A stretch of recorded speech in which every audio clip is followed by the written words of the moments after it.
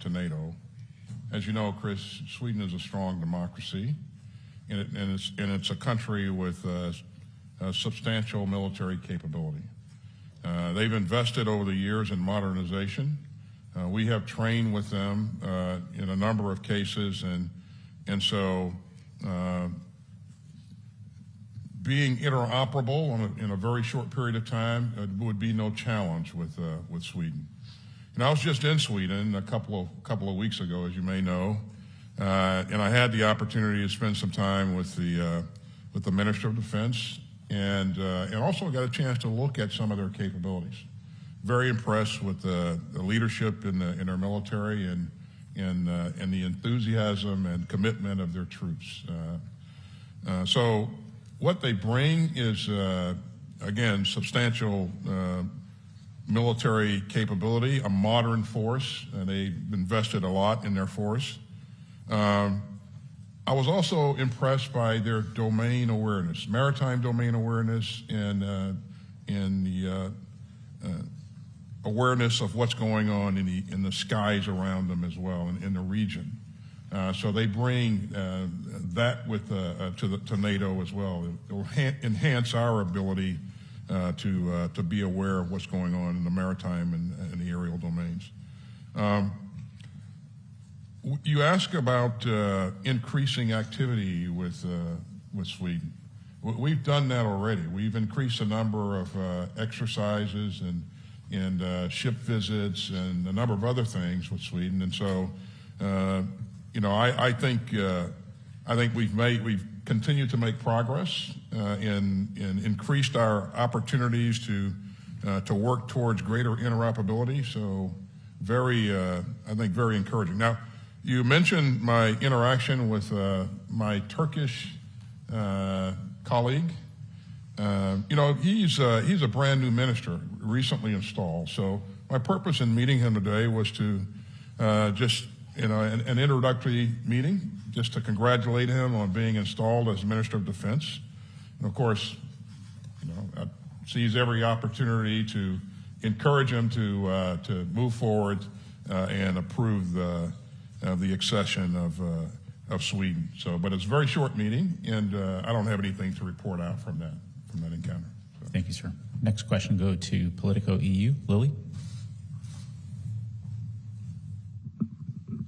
Thank you very much. I have two brief questions. The first is, what is your message to allies who still haven't made concrete plans on how to reach the 2% defense investment target, in particular Canada and Luxembourg? And my second question would be, there are reports that the U.S. is now in favor of waiving the membership action plan for Ukraine. Do you think that such a move would be sufficient to meet the expectations of all allies, including those allies who want a clearer path toward membership for Ukraine at the Vilnius summit? Thank you. Yeah, in terms of the action plan, I'll let the Secretary General speak specifically about that. But I think we're at a point in time where you've heard me say that we're confronting historic challenges. And so what we've learned over the last many months as we've watched this unprovoked and illegal invasion of Russia into Ukraine, what we've learned is that, countries have to invest in their defense. And I think we know that already, and most everybody knows that already, but it became real as we saw this unfold. And so countries are leaning forward and more than willing to invest in their defense. And as we continue to discuss this, I think there's broad agreement that the 2% investment, 2% of GDP investment should be a floor and not a ceiling. And there are many countries that are anxious to exceed the 2%. And there are many countries that are on the glide path to get there in a reasonable amount of time. In terms of the specific countries that have not yet made it there, I would defer to them to talk about their plan to get there. But I see broad agreement that this is a goal highly worth pursuing. So we'll continue to encourage our allies to meet that goal because it's really, really important. We have to continue to invest in weapons and munitions and replace the weapons and munitions that we provided to Ukraine in many cases. It's going to take increased investment to make sure that we are where we need to be across the board with NATO. We also have to standardize munitions. We've learned a lot there as well. And so our armaments directors are working together to make sure that, where possible, we're engaging in joint procurement activities and so a number of things that are really good things have transpired as a result of our efforts here, but a lot of that's taken place under the auspices of the UDCG. So.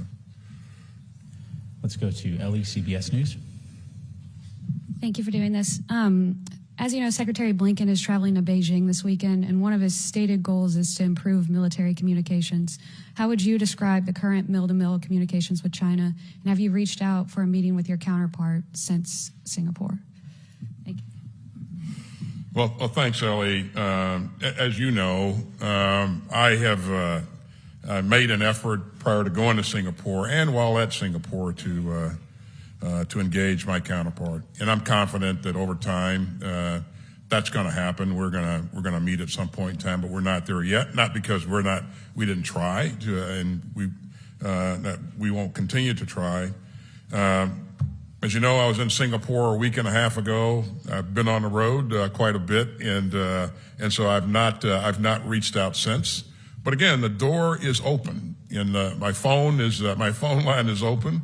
And so they can pick up the phone and call at any time, and we'll continue to work to make sure that we have open lines of communication. Ellie, you've heard me say a number of times, I think it's important that countries with significant military capacity and capabilities have the means to talk to each other so that we can manage potential crises and make sure that,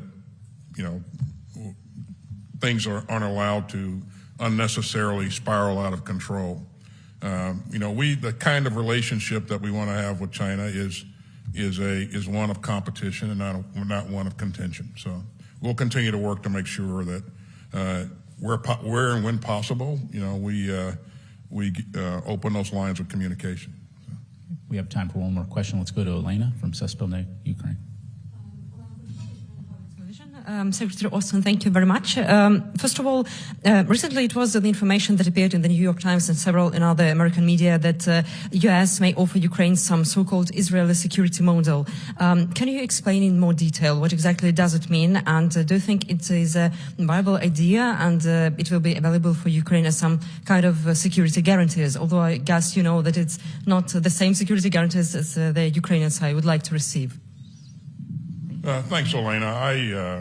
I won't speak to any type of security arrangement at this point in time. What I remain focused on, is making sure that we're providing Ukraine the security assistance that it needs to be successful in this fight, Elena. And it's really important that we and our partners that are fighting the fight remain focused on this.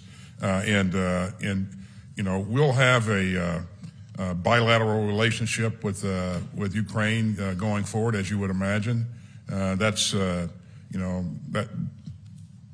people who will hammer out those kinds of arrangements are talking to each other. But again, my focus remains on making sure we get the right kinds of security assistance to Ukraine so they can be successful. And I think this is a really critical time point in time on the battlefield. So. But thanks for the question. Thank you, Mr. Secretary. Ladies and gentlemen, that's all the time we have for today. Thank you for coming.